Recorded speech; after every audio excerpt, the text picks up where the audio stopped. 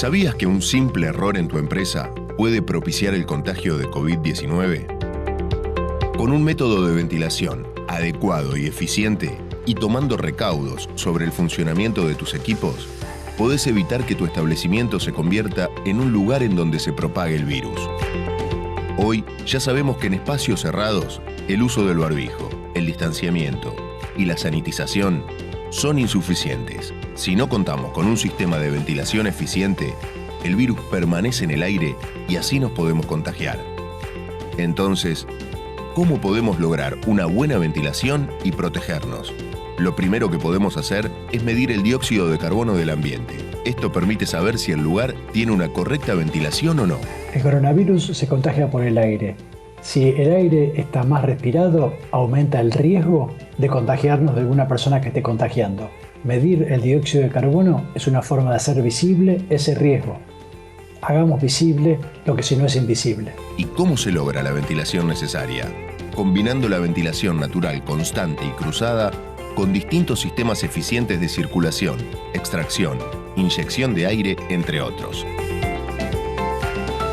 Desde ADIMRA desarrollamos, junto con la UOM y ASIMRA, una guía para ayudarte a mejorar aún más los espacios cerrados, para optimizar la calidad de tus ambientes de trabajo, dando así tranquilidad y protección a tus trabajadores y al resto de la comunidad. Sumate a la cruzada por la ventilación eficiente, la mejor herramienta de prevención de contagios frente al COVID-19.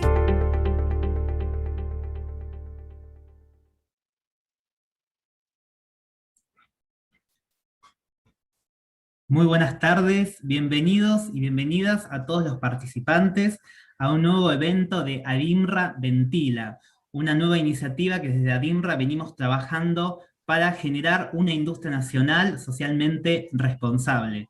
Y en la jornada de hoy tenemos un gran título que es Haciendo visible lo invisible. Un título interesante para un panel interesante. Así que para dar lugar a este evento, le voy a dar en primer lugar la palabra a Javier Viqueira, autoridad del Comité de Presidencia de ADIMRA. Bueno, buenas tardes a todos y a todas. Ante todo, muchas gracias por estar acá. Hoy lo que nos está reuniendo es esta actividad desde una de las que viene realizando ADIMRA en este momento de pandemia para mejorar la seguridad y la calidad de vida de nuestros trabajadores, de nuestras empresas y de nuestros conciudadanos, ¿no? Hace un tiempo trabajamos junto con la UON y con ASIMRA, con Néstor y con Miguel y Mariana, en los protocolos para la vuelta al trabajo. Era un momento bastante complicado, había que ver cómo se podía volver a trabajar en forma segura, y bueno, en aquel momento se hicieron esos protocolos, creo con bastante éxito, para poder volver al trabajo. En estos momentos viene otro desafío, que es qué podemos hacer para asegurar o mejorar la calidad de los lugares de trabajo y evitando los riesgos de contagio. Y de vuelta volvimos a convocar a Miguel y a Néstor para trabajar en esto en conjunto y poder mostrar cómo la gremial empresaria y la gremial trabajadora pueden trabajar en proyectos en conjunto para que todos estemos mejor. Así que bueno, ellos ahora comentarán estas guías de buenas prácticas de ventilación que vamos a hacer. Y como nos parece muy importante sensibilizar sobre este tema, que pareciera ya como definitivo que la única herramienta nueva que se ha encontrado en el tema de prevención, además de las vacunas, es la ventilación. Ahí Jorge Aliaga, investigador, científico, es decano de SACTAS, bueno, con un montón de títulos, pero en este caso principal divulgador de este tema, que ha empezado ya hace muchos meses, y creo que gracias a él todos estamos un poquito más conscientes de esta problemática y qué podemos hacer para ayudarlo. Lo hemos invitado para que también nos comparta sus experiencias y nos ayude a atravesar esta situación.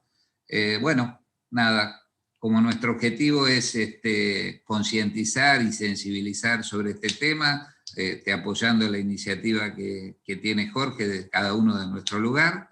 Así que ahora le doy la palabra a Mariana para que continúe con la presentación. Gracias a todos. Bueno, muchas gracias Javier y muy buenas tardes a todos y todas. Gracias por acompañarnos en esta jornada. Bueno, me presento, mi nombre es Mariana Razubieta, coordino el Departamento de Seguridad, Ambiente y Salud Ocupacional en ADIMRA, y en esta oportunidad, como les comentábamos, queremos presentarles este nuevo trabajo en conjunto que estuvimos desarrollando con la Unión Obrera Metalúrgica y con ASIMRA, esta guía de buenas prácticas de ventilación en ambientes laborales. Se trata de una herramienta que es complementaria a los protocolos de seguridad que se vienen implementando en las industrias en el marco de la pandemia por COVID-19. Siendo que actualmente los avances científicos han demostrado la importancia de esta variable, que es la ventilación, en el control de la propagación del virus, es que nos pusimos a trabajar en ello. Estamos muy contentos del trabajo realizado y queremos compartirlos con ustedes, así que bueno, ahora le voy a ceder la palabra a mis colegas para que también nos puedan dar su opinión sobre lo trabajado.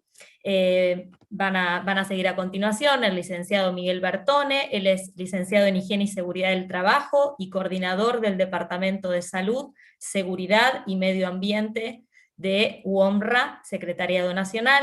Continuará el ingeniero Néstor Carletti, él es ingeniero en Seguridad Ambiental y responsable de la Subsecretaría Profesional de ASIMRA, también del Secretariado Nacional.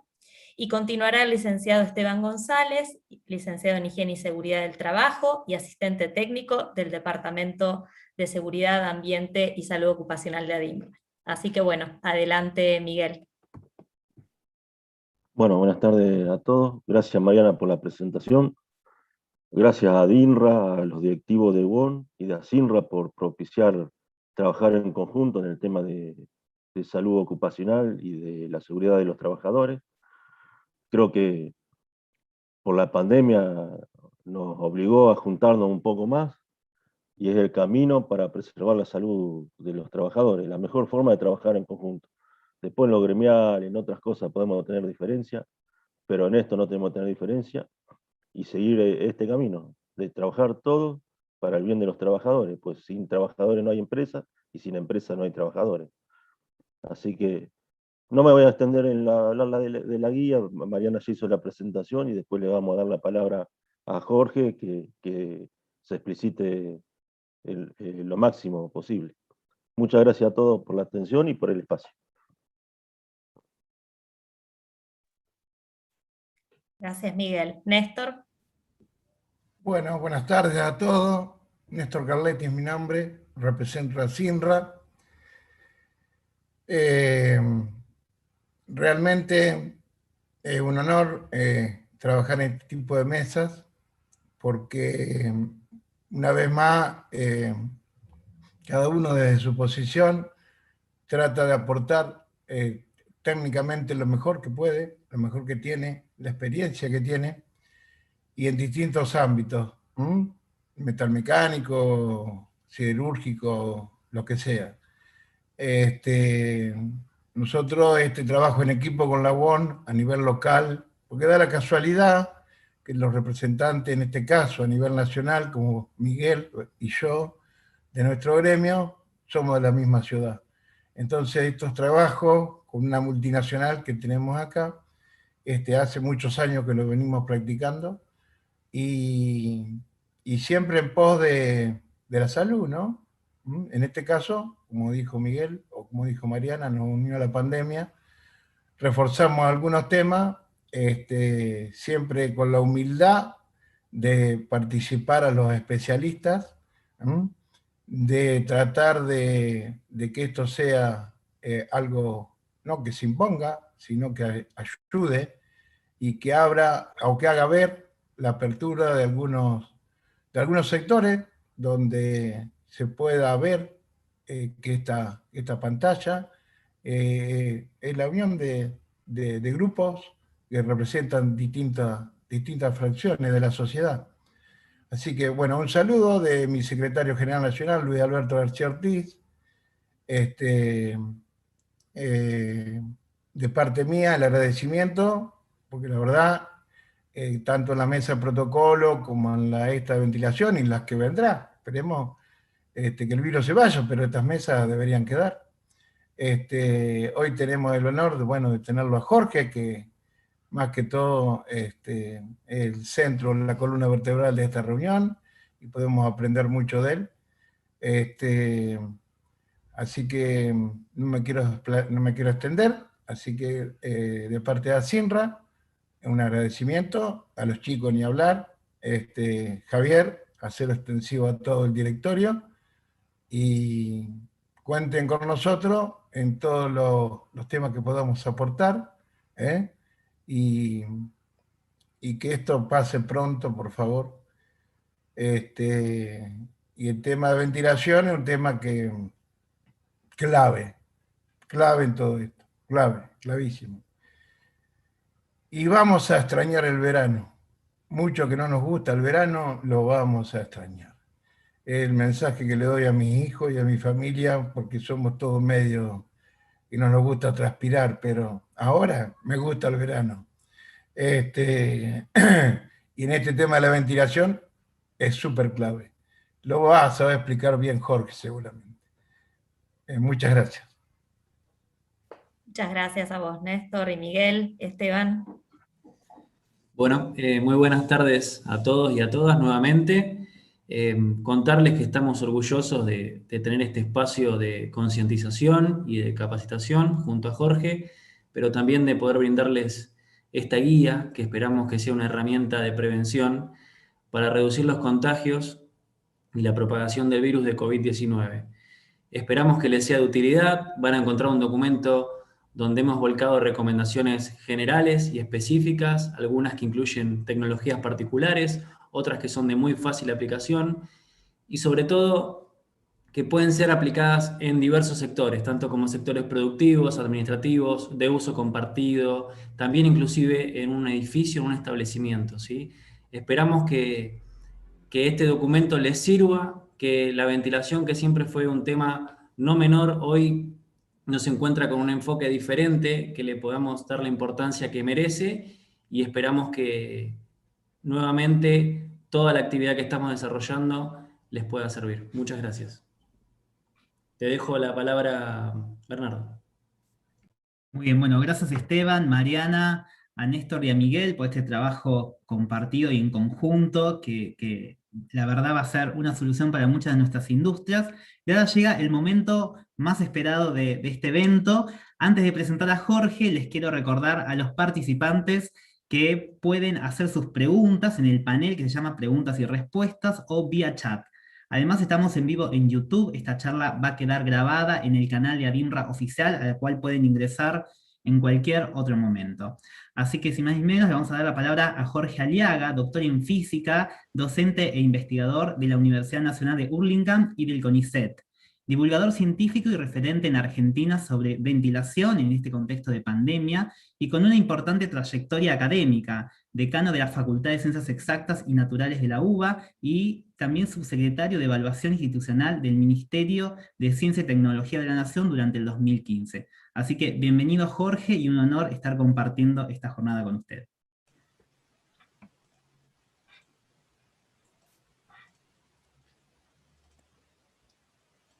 Bueno, muy bien.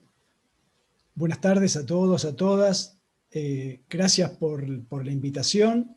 En primer lugar, felicitar a DINRA, a la UOM y a SINRA por esta iniciativa de haber hecho en forma conjunta y colaborativa una guía de buenas prácticas. Me parece que es un excelente ejemplo de cómo se debe trabajar en todo el ámbito laboral con la prevención y estar de manera proactiva con estos temas.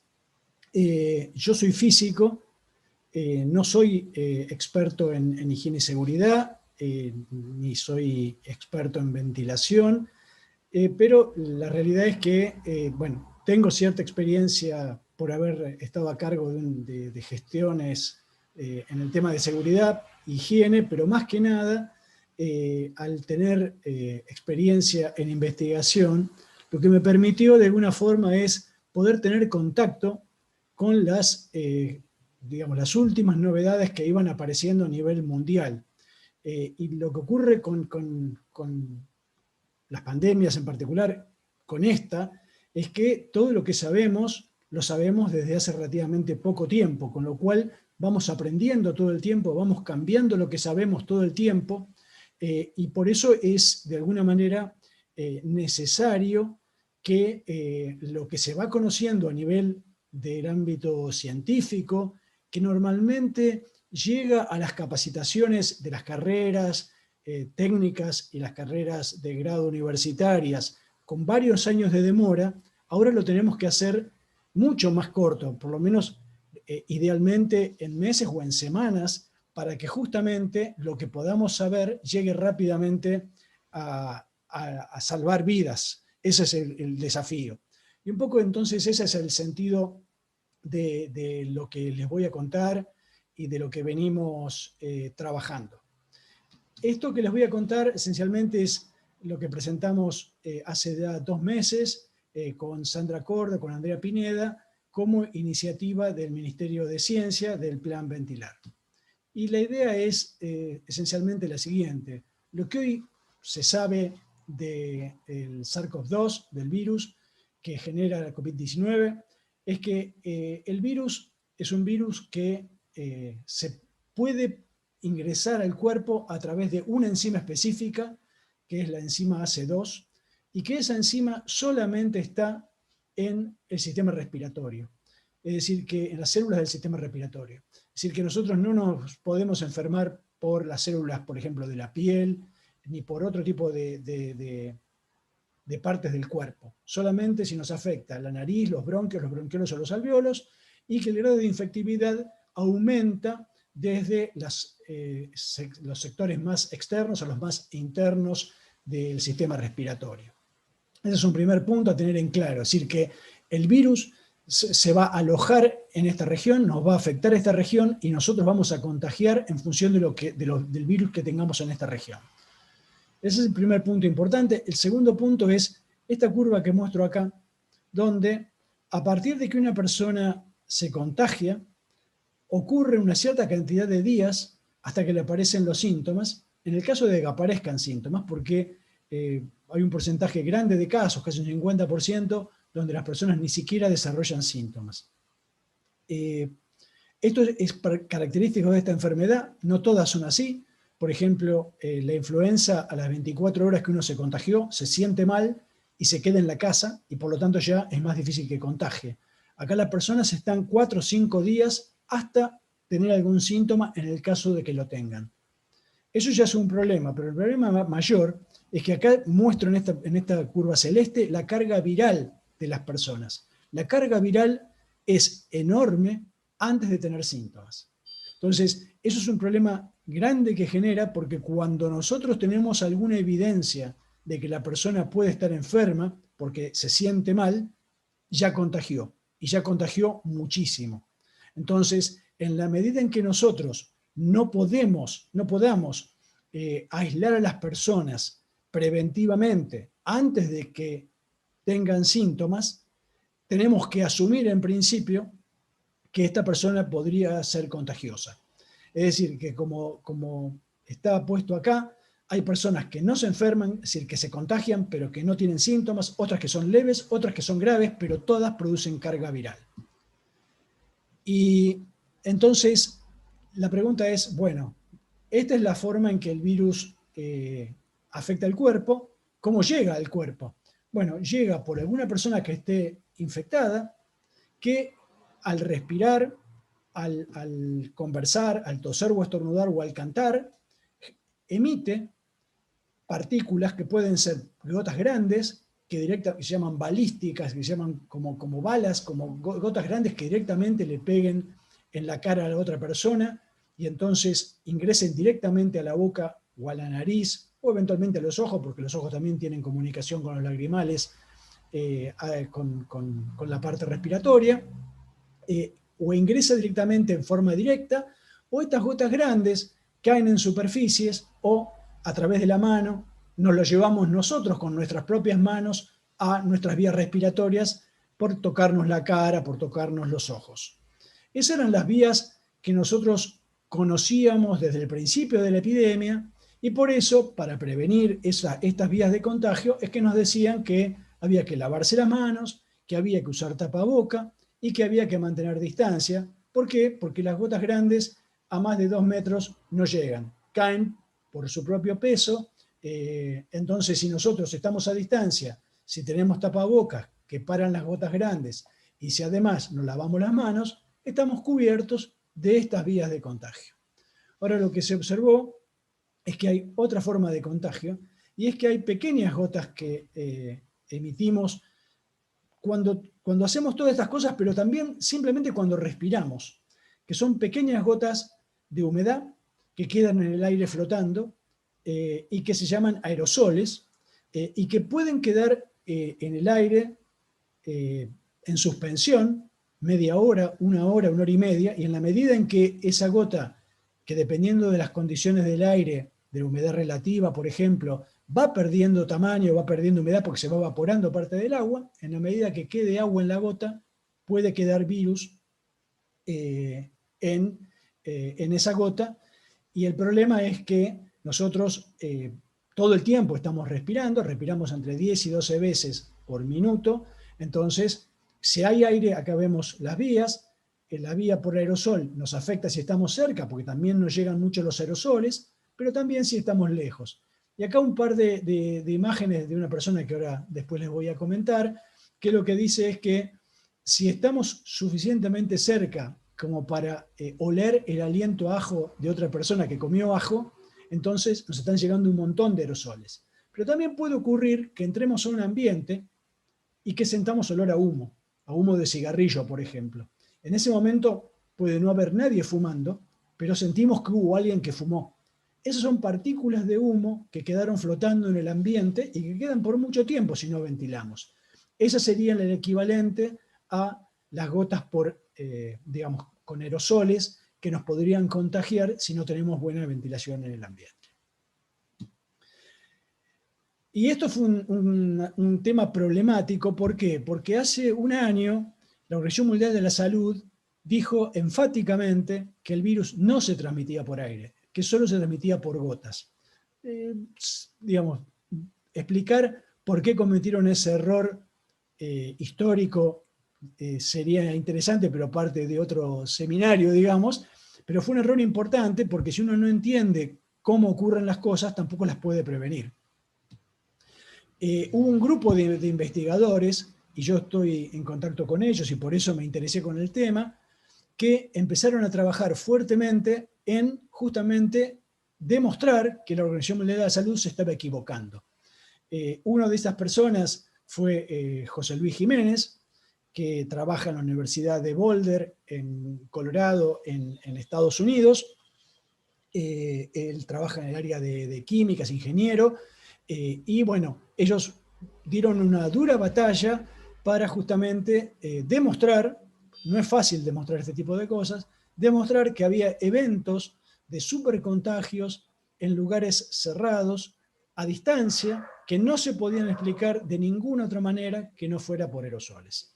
De hecho, Jiménez en España formó un grupo de científicos españoles que se llama Aireamos, que son los que impulsan la medición de calidad de aire con CO2, en el cual yo formo parte y me reúno periódicamente, digamos una vez cada semana, cada 15 días, desde diciembre, y es donde ellos vienen impulsando, y yo he tomado estas iniciativas. Y en Argentina hemos avanzado bastante, diría que hasta este momento casi diría más que en España, por ejemplo, donde, como contaba antes, hace ya un par de meses el Ministerio de Ciencia lanzó la campaña Ventilar, donde se pueden leer recomendaciones. Hay una guía que elaboramos con un grupo de personas que trabajamos en este tema para nuclear de alguna manera las recomendaciones, y también hay un listado de todas las empresas nacionales que ya se han abocado a producir, por ejemplo, medidores de dióxido de carbono. Y también logramos que el Ministerio de Salud, en conjunto con el Ministerio de Ciencia, tomara estas recomendaciones que veníamos haciendo y redactara un documento oficial sobre normas para ventilar ambientes. Es decir, es un paso importante porque de alguna manera, si bien cada jurisdicción, cada provincia o la Ciudad Autónoma de Buenos Aires tienen las potestad para la aplicación en cada distrito, el órgano rector, el órgano que da las grandes recomendaciones, es el Ministerio de Salud de la Nación. El Ministerio de Salud de la Nación indica la importancia de ventilar, la importancia de la transmisión por aerosoles en el COVID-19 y además la importancia del uso de medidores de dióxido de carbono, como vamos a ver a continuación.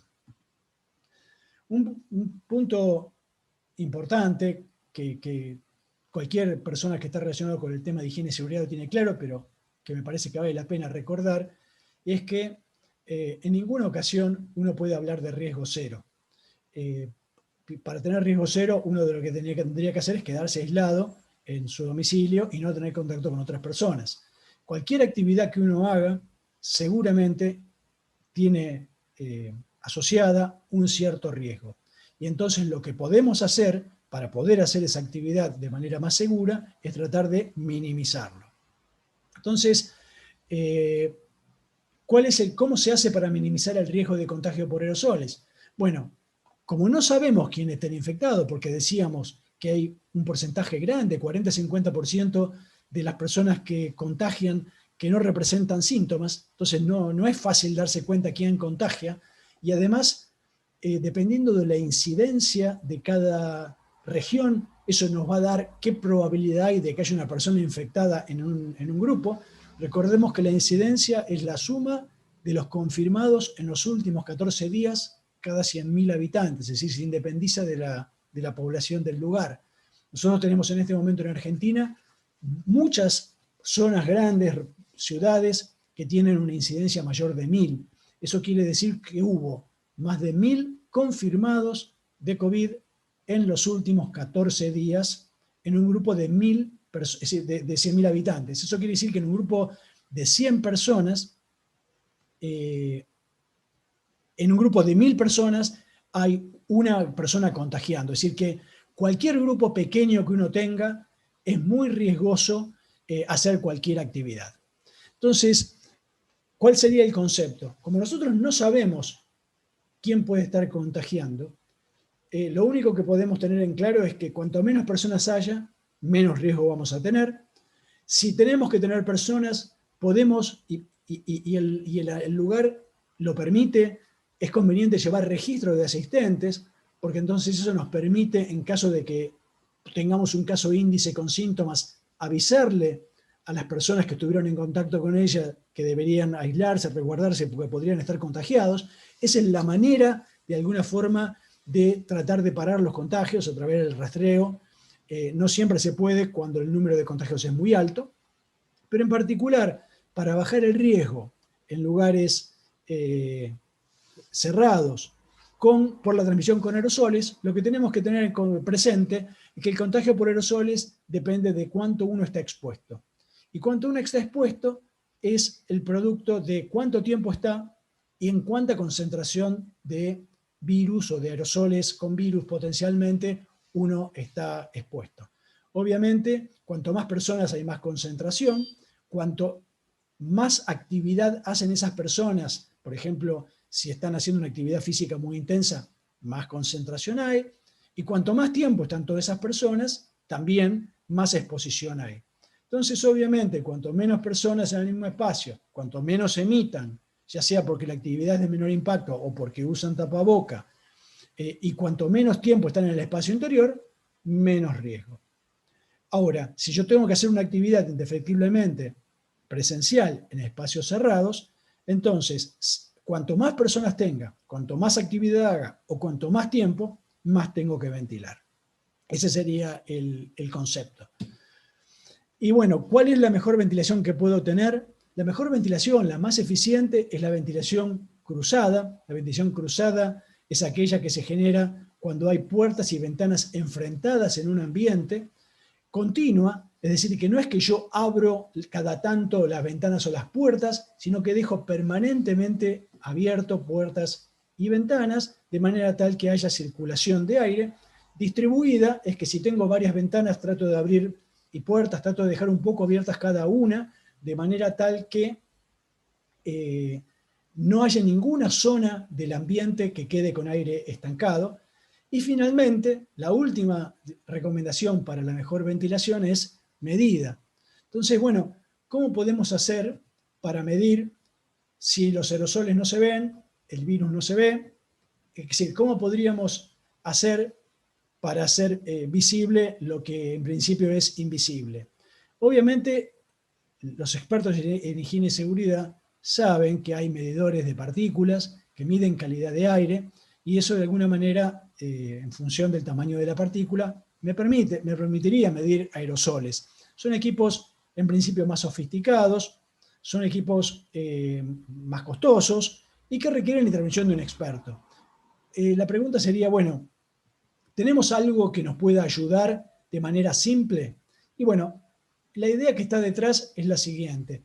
Nosotros como seres vivos, todos los seres vivos, somos una máquina de producir dióxido de carbono.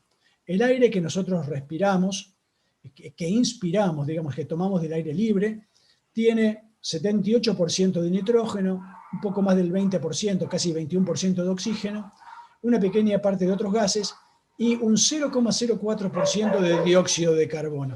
Es decir, el dióxido de carbono es 400 partes por millón en la torta del aire que respiramos. Sin embargo, el aire que exhalamos cambia completamente. Tiene menos oxígeno, un poco más del 14%, y tiene un 4% de dióxido de carbono, es decir, 40.000 partes por millón aproximadamente.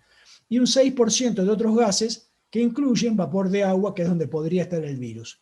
Entonces, este 5,9 es la parte peligrosa por transmisión de COVID.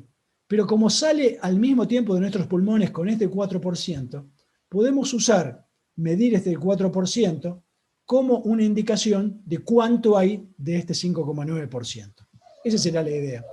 Y entonces, si lo pensamos así, lo que podemos hacer es establecer una especie de semáforo muy simple que asocia para ambientes comunes un nivel de dióxido de carbono con cuán respirado está el aire. Esencialmente, por ejemplo, si yo estoy alrededor de 700 partes por millón de dióxido de carbono, y recordemos que en el aire exterior hay 400, 420, si estoy en 700, tengo un 0,71% de probabilidad de estar respirando el aire que ya respiró otra persona en ese lugar. Recordemos que puede parecer un porcentaje muy pequeño, pero estamos respirando entre 10 y 12 veces por minuto, y a veces estamos una hora en un ambiente. Entonces la probabilidad se va acumulando a lo largo del tiempo. Ya cuando llega a 800, estamos en 1%. Recordemos que el límite establecido por la Superintendencia de Riesgo de Trabajo en Argentina de nivel de dióxido de carbono es 5.000 partes por millón. Eso ya es el nivel en el cual el ambiente es insalubre. Pero realmente creo yo que la reglamentación esta debería actualizarse porque ya en muchos lugares del mundo, Estados Unidos, Europa y Oriente, se fijan niveles mucho más bajos, cercanos a 1.100, 1.200 partes por millón, porque pasado ese umbral, la sensación que uno tiene en el ambiente es esta de aire pesado, y lo que ocurre es que uno, al tener mayor de 1.000, 1.200 partes por millón de dióxido de carbono, lo que pierde es capacidad de respuesta. Si uno se siente un poco atontado, aturdido, y en particular no es el ambiente adecuado para los chicos que están en una escuela, donde justamente lo que uno quiere es que tengan buena capacidad de respuesta. Es decir que sería muy recomendable, más allá de COVID, tener niveles más acordes a la actualidad con el concepto de lo que sería un aire saludable y una calidad de aire. Nosotros acá no estamos hablando, y ojalá que en el futuro podamos incorporar plenamente el concepto de calidad de aire que excede el tema de COVID. Acá, porque calidad de aire incluye, por ejemplo, emisiones de gases volátiles, de otro tipo de gases que son nocivos para la salud, pero que no necesariamente tienen que ver con el tema de transmisión de coronavirus. En el caso de coronavirus, nos limitamos al dióxido de carbono simplemente no porque sea un gas demasiado tóxico, no pasa por ahí, sino porque justamente lo usamos como una indicación de si el aire está muy respirado y como una indicación de que podría haber aerosoles que podrían haber sido emitidos por una persona que justo esté con una carga viral y esté contagiando. Entonces, bueno, no voy a entrar en ese detalle, pero simplemente para que quede claro, se puede, haciendo cuentas, asociar un nivel de dióxido de carbono con un nivel de cantidad de renovaciones de aire por hora en el ambiente, que es la medida usual que se usa en higiene y seguridad, y en general lo que se recomienda es que haya entre 6 y 10 renovaciones de aire por hora para tener un bajo riesgo de transmisión de coronavirus. Estos valores de 6, en general, están asociados a niveles de dióxido de carbono de 700 partes por millón o inferiores. Y bueno, ¿cómo se hace con esto? La idea justamente es, no nos vamos a transformar en expertos en higienistas ni en ingenieros en ventilación por medir de dióxido de carbono, de la misma forma que cuando usamos un termómetro no nos transformamos ni en enfermeros, ni en médicos, ni nos automedicamos, sino que simplemente nos sirve como una herramienta para saber si estamos en algún problema y si tenemos que requerir la asistencia de un profesional. En particular, cuando yo empecé a trabajar con esto a fin del año pasado, se me ocurrió que podía ser una buena idea para impulsar la idea, armar un equipo con partes que se pudieran conseguir fácilmente por internet, y bueno, lo hice y lo puse de código libre abierto en internet. Donde trabajo en la Universidad de Hurlingham también desarrolló un equipo muy elemental con el solo objeto de ofrecerlo en escuelas que tenían interés de Hurlingham y de Morón, que es la zona donde está la universidad, pero además, como fui difundiendo mucho este tema, ya en estos meses han aparecido una gran cantidad de productos fabricados o comercializados acá en Argentina, y también hay productos internacionales. Es decir, medidores de dióxido de carbono es algo que existe desde hace mucho tiempo. En Argentina no había una fabricación, pero por suerte, como hemos difundido mucho este tema, ya hay prácticamente una docena, diría, de fabricantes. En general no se fabrican los sensores, porque los sensores estos originales son sensores que estaban pensados como un suplemento para equipos de ventilación comercial, es decir, eran partes pensadas para medir cuándo hacía falta incorporar aire exterior en ventilaciones mecánicas, y acá se le está dando un uso levemente distinto, que es directamente para regular en ambientes con ventilación natural, incluso si tenemos que abrir más o menos las ventanas. Lo único central es que los sensores que realmente son confiables, que funcionan, son los sensores de infrarrojo no dispersivo, que esencialmente consisten en un LED láser que emite una luz de una larga longitud de onda.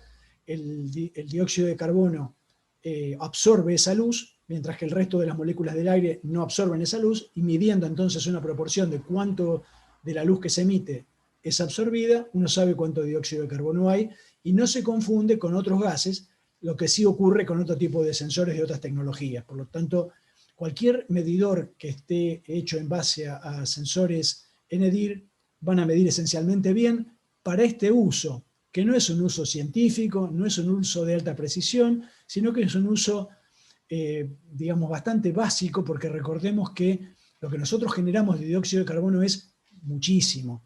En un auto, por ejemplo, que es un cubículo chico, una sola persona cuando entra al auto puede tener 400 partes por millón de dióxido de carbono, que es lo que hay en el aire libre, y en 15 minutos tener 2000 partes por millón.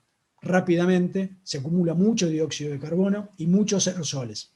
Y eso ocurre un poco menos en un ambiente un poco más grande, pero en cualquier oficina de las cuales hemos trabajado los últimos años todos, donde lo que hacíamos en invierno era tener todo bien cerrado para calefaccionar, para que la calefacción, la refrigeración fuera lo más eficiente y estar lo más confortable, seguramente teníamos niveles de dióxido de carbono de 1500, 2000, 2500 partes por millón, y teníamos una tasa de contagios, y ese es un problema que tiene Argentina, una tasa muy alta de contagio de enfermedades respiratorias, bronquiolitis en los chicos en las escuelas, y también otro tipo de afecciones en los adultos.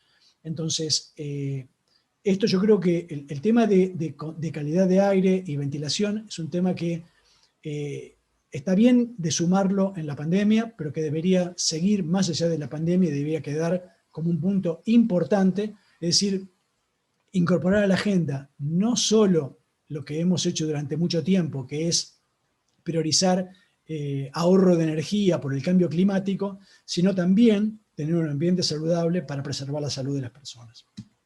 Bueno, este es el detalle del equipo que yo armé, que es una pavada con 4 componentes, y la idea era solamente mostrar que esto era muy accesible. Incluso la idea fue que yo lo puse de código abierto en internet para que las escuelas técnicas, cualquiera que quisiera, pudiera armar con bajo costo sus equipos.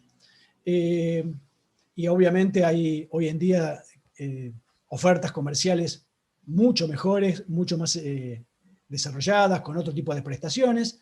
La recomendación para medir es muy simple y hay que colocar el medidor en la zona menos ventilada, que uno estime que es la menos ventilada, a la altura de las cabezas, entre metro, metro y medio, y a más de 1 metro de las personas. ¿Por qué? Porque si lo ponemos cerca de las personas, lo que va a medir es lo que la persona exhala y no una media de la cantidad de aerosoles que hay en el ambiente. Entonces lo ponemos en un lugar, esperamos un rato, si el valor se estabiliza, ese es el valor representativo del CO2 que tenemos. ¿Y cómo hacemos? Simplemente, en el caso ahora del invierno, regulamos cuánto abrimos de las ventanas y de la puerta, cuánto dejamos abierto, tomando aire del exterior en función de que haya un nivel de dióxido de carbono no mayor de 700 o 800 partes por millón, para tener un riesgo relativamente bajo de estar respirando el aire que respiró otro. Ese sería el concepto. Finalmente, recordemos que algunas limitaciones son que si hay alguna otra fuente de dióxido de carbono en el ambiente, esto va a perturbar la medición, y esto podría ser, obviamente, hielo seco, porque el hielo seco es dióxido de carbono sólido, que se sublima, y se hace gas, pero también puede ser una hornalla, puede ser otros seres vivos que generen dióxido de carbono. También recordemos que si uno va por la opción de filtrar partículas, el filtrar partículas no elimina el dióxido de carbono, no cambia el dióxido de carbono, con lo cual, por un lado, ya no sirve medir dióxido de carbono como indicador. Uno lo que debería hacer es medir partículas directamente, si uno pone filtros, y por otro lado, también debería ventilar, menos que si no tiene filtros, pero también debería ventilar, porque los filtros, en particular los filtros EPA, pero cualquier filtrado, no agrega oxígeno ni quita dióxido de carbono, con lo cual igual el aire no va a ser el ideal. Y bueno, como decía antes, el nivel de dióxido de carbono indica si el aire fue respirado muchas veces. No es proporcional a la cantidad de virus, ni al riesgo de contagiarse, porque el riesgo de contagio depende esencialmente también de cuánta transmisión comunitaria haya en un dado lugar. Y como decía antes, la calidad del aire excede el control de dióxido de carbono. Y bueno, como decía, las condiciones ambientales pueden también influir, obviamente. Si yo tengo un día muy ventoso, es más fácil ventilar. Si tengo menos viento, voy a tener que abrir un poco más puertas y ventanas. Si hay mucha diferencia térmica, es más fácil. La humedad relativa también hace que cambie la evaporación y por lo tanto cambia el tiempo que el virus puede ser viable. Es decir, que el tiempo afecta a las condiciones. Por eso lo que se toma con 700 partes por millón o entre 6 y 10 renovaciones de aire por hora es un límite de seguridad. Y para favorecer la ventilación natural, un método bien simple es, por ejemplo, poner algún tipo de extractor que ayude a que el aire del ambiente salga hacia el exterior, porque eso va a generar corriente de aire. Una manera muy, muy elemental es poner, por ejemplo, un ventilador de pie pegado a una ventana apuntando el aire para afuera, de manera que mueva el aire. El año pasado se recomendaba no usar ventiladores y demás. Eso ya ha quedado desactualizado, porque la recomendación de no mezclar el aire era cuando no se estaba recomendando ventilar. Ahora que se recomienda ventilar, no hay ningún problema ni con mover el aire, ni con calefaccionar.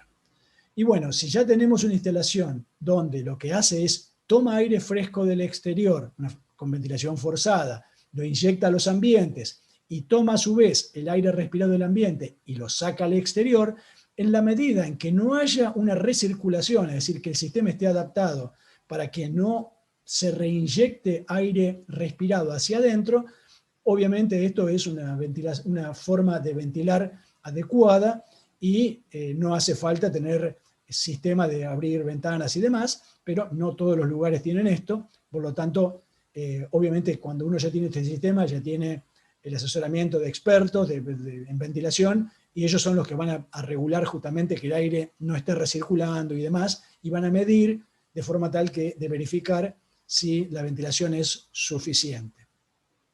Y bueno, para finalizar, una cosa que es muy común, pero que por eso como es muy común, me parece importante que quede claro, y es que en muchos lugares, no solo domicilios personales, se usa aire acondicionado split, tanto para enfriar como para calentar. El aire acondicionado split, a diferencia de los viejos aire acondicionado de pared o de los autos, los aire acondicionados de los autos que tienen una perilla de recircular o de ventilar, el aire acondicionado split solo recircula el aire, no lo renueva, por lo tanto, si uno tiene un aire acondicionado split, además tiene que estar ventilando. Se puede usar para calefaccionar o para refrigerar, pero eso no impide que uno tenga que ventilar. Entonces, en ambientes cerrados es importante la distancia, es importante estar siempre con tapaboca, pero además es importante ventilar. Típicamente, cosa que vemos muchas veces en los comercios, que las personas que atienden se ponen el barbijo cuando entra alguien más. Y eso es un error, porque si la persona estuvo sin barbijo y con todo cerrado, cuando entra otra persona, el ambiente ese está lleno de aerosoles que podrían ser infectivos. Entonces, el barbijo en un lugar cerrado tiene que estar siempre puesto, siempre ajustado, y siempre tengo que tener una ventilación de forma tal que nunca se acumulen aerosoles. Bueno, muchas gracias. Esta es mi página web donde tengo recomendaciones, mi cuenta de Twitter. Dejo acá y, por supuesto, cualquier pregunta que haya, a disposición. Bueno, Jorge, muchísimas gracias por la presentación y si te parece vamos dando espacio a las preguntas que recibimos acá en el chat.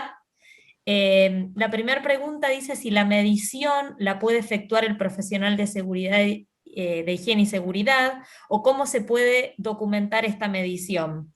Y ahí si querés, adelante. Sí, no, a ver, las empresas, todos lo sabemos en Argentina, hay de todos los tamaños. Y mi experiencia personal es que muchas veces pequeñas y medianas empresas no tienen un profesional de higiene y seguridad todo el día, permanente. Obviamente una empresa grande sí, pero muchas veces las empresas chicas contratan un profesional de higiene y seguridad que cumple con la formalidad de verificar los extinguidores, de verificar la luz de emergencia, firma lo que haya que firmar mensualmente, es decir, se cumple con lo que requiere la ley, pero no está todos los días. Ese personal muchas veces trabaja en varias empresas haciendo ese tipo de servicios. Entonces, obviamente, si la empresa cuenta con un profesional de higiene y seguridad, bueno, por supuesto que lo más adecuado es que esa persona se ocupe de todo. Y en esto, de nuevo, esto que voy a decir vale para una empresa, pero también lo estamos diciendo para las aulas, por ejemplo. Claro, si uno tuviera un colegio donde tiene un medidor de dióxido de carbono en cada aula, permanente, transmitiendo datos por Wi-Fi, por ejemplo, a una computadora centralizada en la secretaría, donde la dirección, la secretaria, mira los monitores de CO2 de cada aula y va verificando que está bien, sería fantástico, estaría buenísimo, y eso mismo puede ocurrir en una empresa. Digo, está muy bien si eso ocurre, y sería, digamos así, el mejor de los mundos. Ahora, la pregunta es, entre eso, que a lo mejor está fuera del alcance de una pequeña empresa o de un colegio, y la nada, ¿no hay nada en el medio? No, hay cosas en el medio. En particular, en una escuela, con un medidor por escuela, porque la pregunta es, en un ambiente, ¿por qué va a cambiar el riesgo? ¿Por qué va a cambiar el nivel de dióxido de carbono? Puede cambiar porque cambia mucho la ocupación, porque cambia mucho la actividad, o porque cambia mucho el tiempo, es decir, porque hay condiciones climáticas distintas. Hoy en día estamos con una condición de aforo donde no cambia mucho la ocupación de los ambientes. Ya sabemos que tiene que tener cierta cantidad de personas cada tantos metros, con lo cual la cantidad de personas en el ambiente tiene un límite de ahí para abajo. Y por otro lado, la actividad en general no cambia demasiado. O uno está en un lugar respirando normalmente, hablando, o es un gimnasio, pero no, es difícil que haya una mezcla de cosas. Entonces, si la actividad no cambia mucho y el aforo está al máximo que está permitido, y medimos en esas condiciones, lo único que va a cambiar es si cambia el tiempo, es decir, si un día hay mucho más viento que otro. Entonces, con medir periódicamente, cada 2 o 3 días, probablemente midamos más o menos lo mismo. Con lo cual, uno va midiendo en distintos ambientes periódicamente y va verificando que los niveles de dióxido de carbono no estén elevados y que la ventilación sea correcta. Con eso, uno ya acota el riesgo. De nuevo, ¿sería mejor tener un sistema de monitoreo permanente, automatizado, que regule el ingreso de aire exterior? Desde ya, desde ya. Pero si no se puede, de nuevo, ¿sería genial tener un higienista todo el día midiendo? Fantástico. Ahora, si no se puede, cualquier persona administrativo, así como cualquier persona agarra el termómetro, se lo pone abajo del brazo, lo saca y lee la temperatura y sabe si tiene que llamar al médico, cualquier persona puede agarrar el medidor, simplemente mirar el numerito y decir, bueno, tengo 600, como es abajo de 700, me quedo tranquilo. No, da arriba de 700. Bueno, llamemos al experto de higiene y seguridad porque tenemos un problema con la ventilación. Simplemente esa sería la idea. Bueno, perfecto. Si te parece, continúo con la siguiente pregunta, Mariana y Jorge. Dice, buenas tardes, una consulta, ¿se necesita un medidor por ambiente o depende del tamaño del lugar? Bueno, obviamente el medidor va a medir la cantidad de dióxido de carbono que hay en el entorno, en el contexto de ese medidor. Una cosa importante es, muchas veces las fábricas, una cosa es la fábrica y otra cosa es el lugar de la administración en las oficinas, porque físicamente son lugares ambientes muy distintos. Normalmente una fábrica es un lugar con un techo mucho más alto, donde muchas veces incluso tienen extractores en la parte de arriba. Eso en general ya genera una corriente de aire. Y muchas veces con dejar un poco una puerta abierta, ya eso de por sí genera un arrastre desde la parte, recordemos que el aire respirado está caliente y tiende a subir. Con lo cual, techo alto, con un extractor arriba, lo más probable es que todos los aerosoles se estén yendo y se estén evacuando. Es decir, que yo diría que en una planta con un techo muy alto, con un extractor de techo, seguramente hay mucho menos riesgo que en una oficina administrativa con techo bajo, donde está todo el mundo cerrado. Entonces, en un ambiente muy grande, sí, obviamente, de nuevo, si uno tiene para poner un medidor cada 10, 15 metros, buenísimo. Y si no, lo que hace es, lo pone un rato en un lugar, ve que se estabiliza, lo lleva al otro, mide en otro lugar. Es decir, de nuevo, por supuesto, cuanto más medidores, mejor. Pero si no tengo y lo que puedo hacer es hacer un experimento. Mido en una punta del lugar, mido en otra punta, mido en el medio, más o menos da el mismo valor. Bueno, ese es el valor representativo de más o menos todo el ambiente y ya está.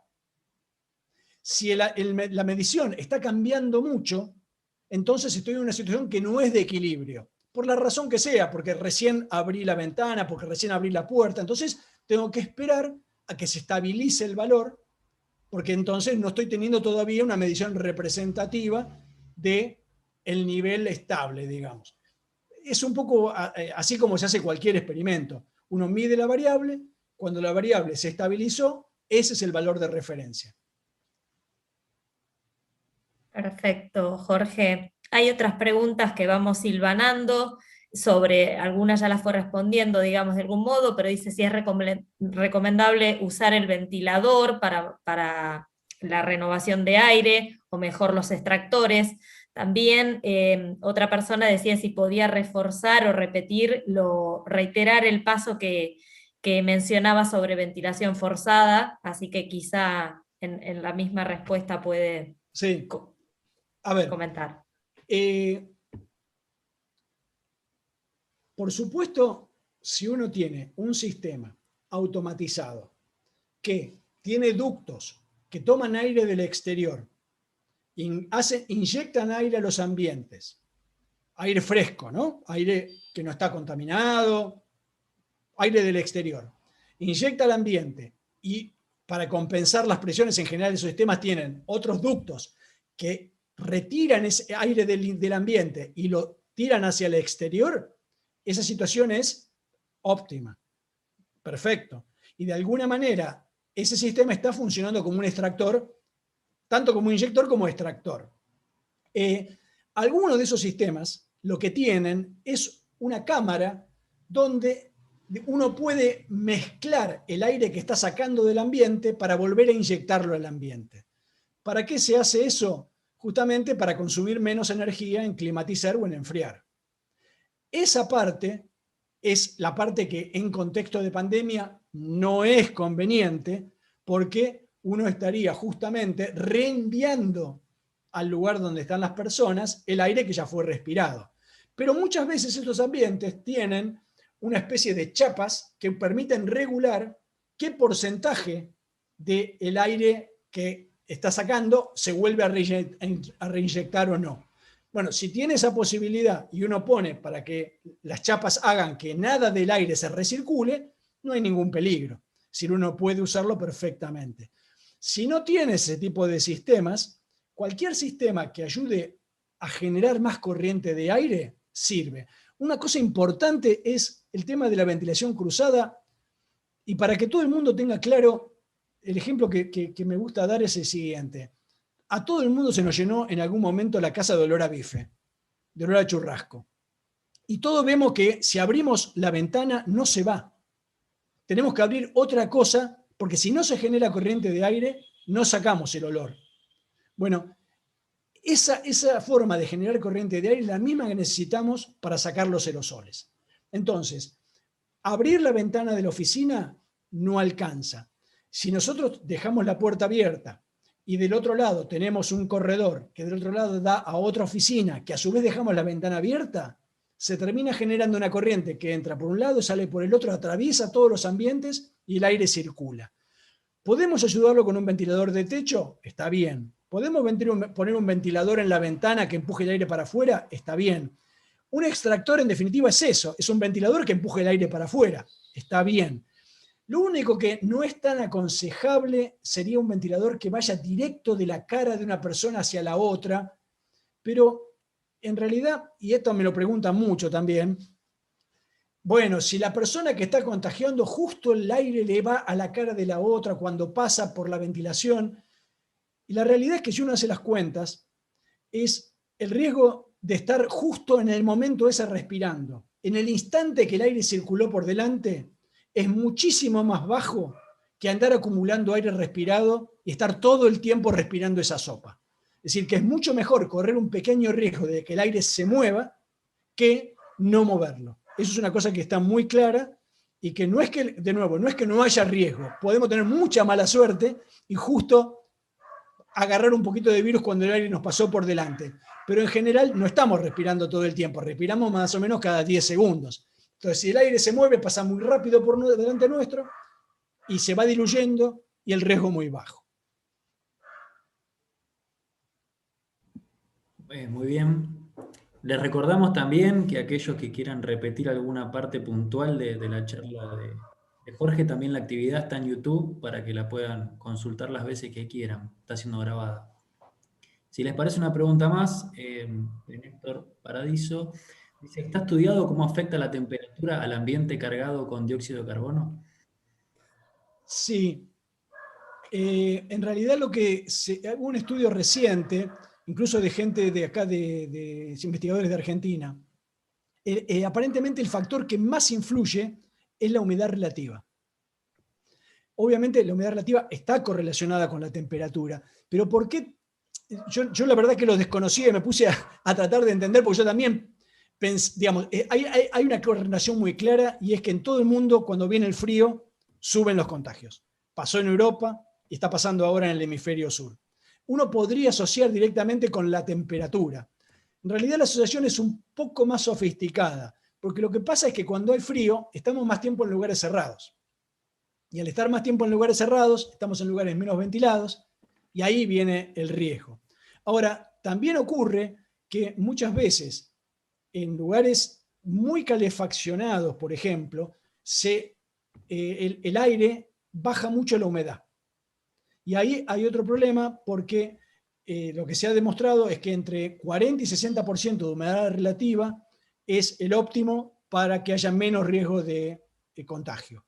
Con menos de 40% o con más de 60%, el virus sobrevive más tiempo viable en el aire, las gotas quedan más tiempo como aerosoles y el riesgo es mayor. Así que hay una correlación, pero la correlación básica es que cuando viene el frío nos encerramos más.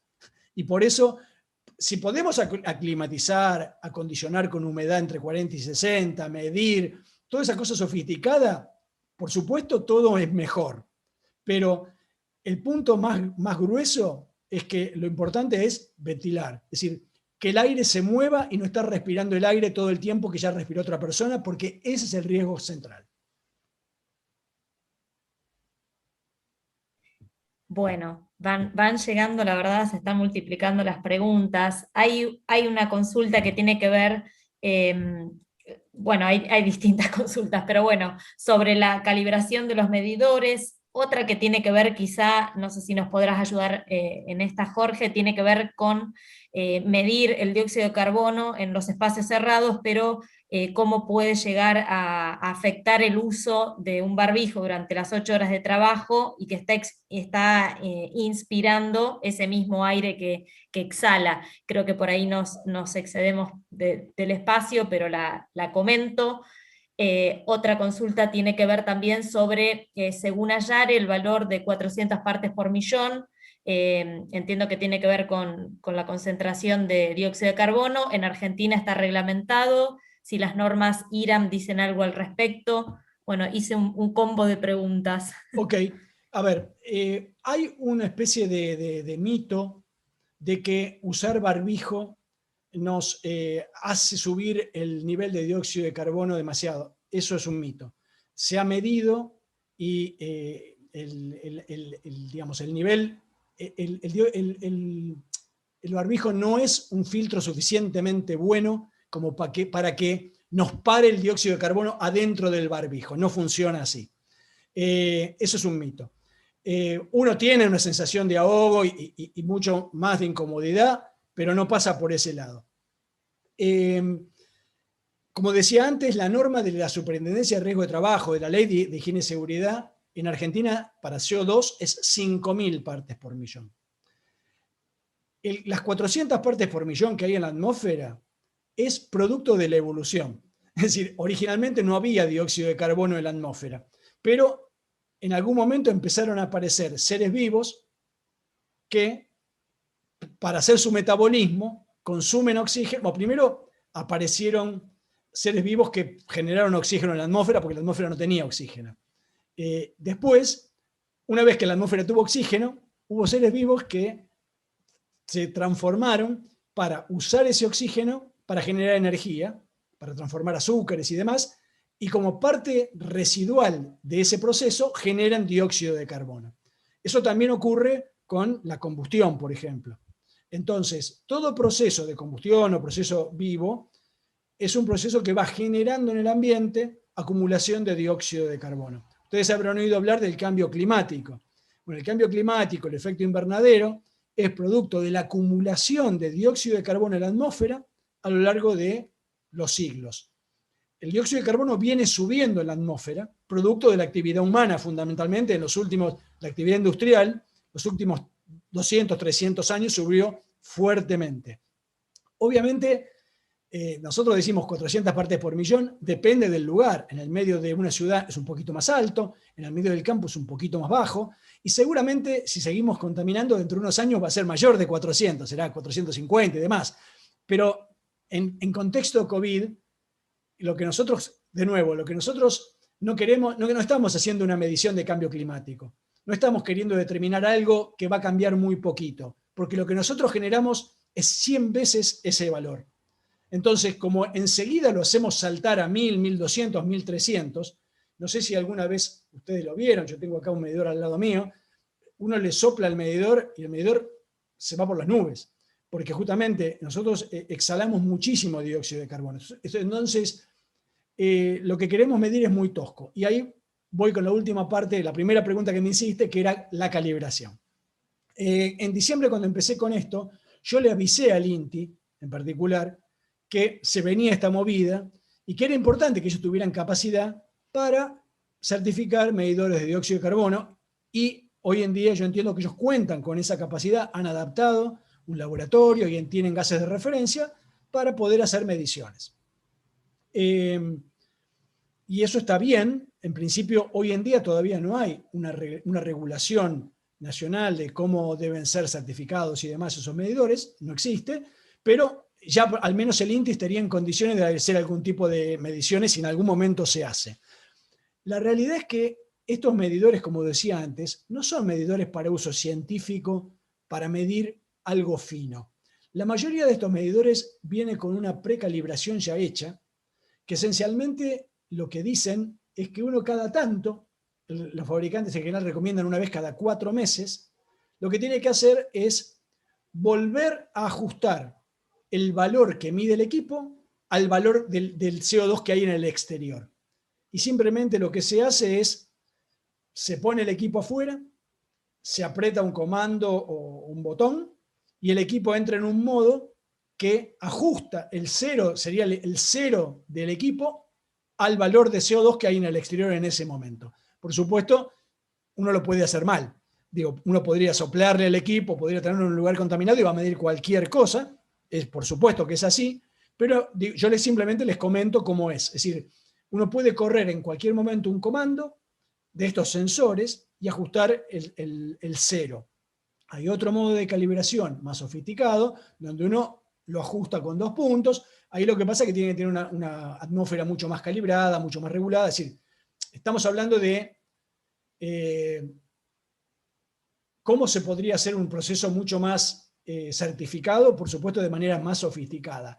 Honestamente, mi impresión, y lo he charlado mucho con los colegas de España, es que en pandemia lo que estamos queriendo medir es algo tan grueso, tan tosco, que honestamente estos medidores además tienen una resolución de 50 partes por millón. Entonces, digamos, que mida 600, o mida 650, o mida 630, no es muy relevante a lo que queremos hacer, porque lo que estamos tratando de evitar es que en un ambiente pase lo que pasaba siempre, y es que haya 1.500, 2.000, 2.500, 3.000 partes por millón, y que no nos demos ni cuenta. Entonces, esto es lo que estamos tratando de evitar. Por supuesto, es mucho mejor tener un instrumento que esté contrastado, certificado y que tengamos una cierta calibración periódica. No voy, digamos, eso desde ya. Honestamente, todavía, hasta donde yo sé, no hay una regulación de estos equipos a nivel nacional. Perfecto, Jorge. Ahí le cedo la palabra a Miguel, que quería hacer algún comentario, y Néstor una pregunta sobre ascensores. Bueno, buenas tardes a todos y todas los que nos están escuchando. Como decía Jorge, con el tema de los respiradores, que como los llamamos nosotros de higiene y seguridad, o barbijo comúnmente conocido, se creó un mito, porque, digamos, los industriales que usamos en la fábrica están preparados para usar las 8 horas o hasta que sintamos el olor de afuera y se llenen de partículas. Así que se ha creado un mito todo de la sociedad mal informada que no es real. Y después otro con los N95, que el N95 industrial no es igual al el N95 que se usa en los hospitales. Digamos, el N95 industrial no serviría para atajar el virus, porque no está preparado para agentes biológicos. Está preparado para partículas de los ambientes laborales. Esa aclaración quería hacer. Gracias, Miguel. Néstor, ¿qué querías consultar al respecto de los ascensores? Sí, Jorge. Hace un tiempo atrás, cuando nosotros hacíamos capacitaciones a nivel nacional dentro del gremio, hubo un grupo que me llamó la atención, y fueron mujeres, por el tema de seguridad y higiene en oficinas. Y esto era un tema intrascendente realmente en ese momento, y prácticamente lo encontré material acá. Recurrí a un autor español y hice un material, y aparte hice algunos aportes personales.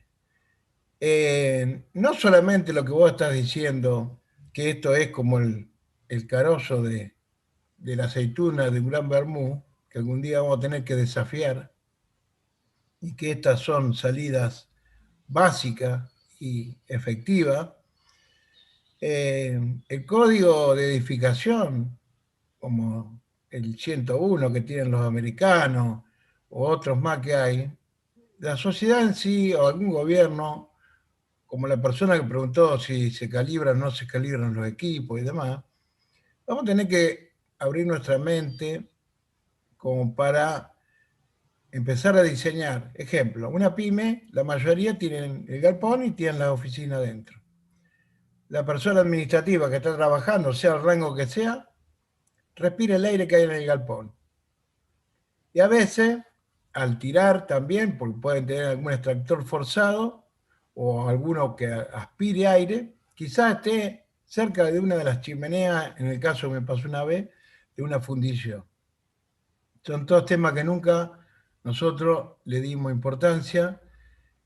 No hay códigos, códigos me refiero a térmicos. Irán tiene lo básico y esto es un desafío. Acá vamos a tener que afilar bien la guitarra para el día de mañana, así como vos lo hiciste con el INTI, mandar un equipo al INTI, alguien del interior, es como mandarlo más o menos a Rusia o a Estados Unidos, porque es como un trámite de la OPDS. Dios está en todos lados, pero atiende en Buenos Aires, bueno, eso es real. Y no hay hoy lugares, muchos lugares por lo menos, homologados como para certificar equipos y demás. Así que un tema que preocupa y a muchos es el tema de los ascensores, sobre todo los que son presurizados. Los que son presurizados por el tema fuego, digamos, está diseñado a todo lo contrario, a hacer una presión externa para que el humo no ingrese al ascensor. O sea, estamos haciendo el camino inverso a lo que justamente vos estás recomendando o cualquier del CONICET recomendaría. No hay mucho presurizado en Argentina, pero hay algunos. Entonces, yo viajo en un ascensor solo, puede pasar que vaya al 10º piso bajo y el aerosol lo dejo yo. No se va el aerosol del ascensor, porque no está concebido para eso. Algunos tienen extractores. No sé si vos tuviste la oportunidad de pensarlo, de que alguien te lo planteara, o de que alguien en la Argentina se ponga a ver este tema. O Sí, del CONICET, sí. No sé qué opinión tenés. No, me han preguntado más que nada, honestamente, las charlas normalmente son personas comunes desde el ascensor de su edificio, que tienen la preocupación la gente, porque son la mayoría de los ascensores, la realidad es esa, como usted dice, los ascensores presurizados habrá alguno, pero montones de edificios tienen aerosol, tienen ascensores y la gente viaja en ascensores. La recomendación básica, hay un problema con el ascensor y es que por norma no puede quedar con la puerta abierta, por norma de seguridad del ascensor, con lo cual no ayuda a que se renueve el aire porque se cierra enseguida la puerta. Ese es un primer problema. La recomendación más básica sería, en principio, tratar de no viajar con no convivientes en el ascensor, por lo menos para que no estar juntos en el ambiente al mismo tiempo. Eso sería la primera, digamos. Obviamente, uno espera que, bueno, por supuesto, si hubiera algún tipo de ventilador o algo que saca el aire de la cabina hacia arriba, por ejemplo, hacia afuera, bueno, eso ya en pocos segundos ya generaría un recambio, porque apenas se abre la puerta y eso está funcionando, generaría un recambio. Si no, honestamente, de nuevo, uno tiene que apostar a que no es tanto tiempo, tratar de respirar lo menos posible y salir del ascensor. Hoy hay una trampa mortal, Jorge. Hoy Sí, hay sí. una trampa mortal. Por eso que esos temas de desarrollo en la Argentina son los desafíos que nos tocarían para un futuro no muy lejano. No. Yo Nada entiendo, más. ojo, entiendo el tema de los ascensores. Honestamente, me parece que hoy en día, desde el punto de vista de probabilidad de contagios, lo que tenemos que hacer mucho énfasis es en espacios comunes, tipos oficinas, donde uno está acostumbrado históricamente a estar con poca ventilación. Ahí hay que cambiar esa costumbre, tener presente que si nos juntamos en un domicilio incluso, también tenemos que, digamos, cualquier lugar donde estemos cerrados tenemos que ventilar. Es decir, hay que tomar una costumbre y esto no implica dejar de par en par abierto. Con poco que dejemos una corriente de aire, ya eso ayuda muchísimo. Gracias, Jorge. No, por favor. Bueno, muy bueno todas las presentaciones, las preguntas. La verdad que tenemos un montón de preguntas pendientes, pero también el tiempo nos apremia y ya tendríamos que estar dando el cierre. Ahí también pusimos en el chat los contactos de correo por si alguno quiere redirigir la pregunta y podemos colaborar en su respuesta. Agradecerte, Jorge, especialmente tu participación, por acompañarnos en esta campaña de ADIMRA Ventila, de tomar conciencia y también de aprender de todo lo que conlleva este tema y la importancia en las condiciones laborales y también que afectan a nuestro modo de vida. También agradecerle a Néstor y a Miguel por estar presentes y acompañarnos desde el lugar sindical, a Javier, a Esteban, a Mariana, también agradecer a Luciana, que ha estado colaborando en la organización de este evento, y a Marcelo Miras en la parte técnica. Así que esperemos encontrarnos en otra oportunidad, y gracias a todos los participantes.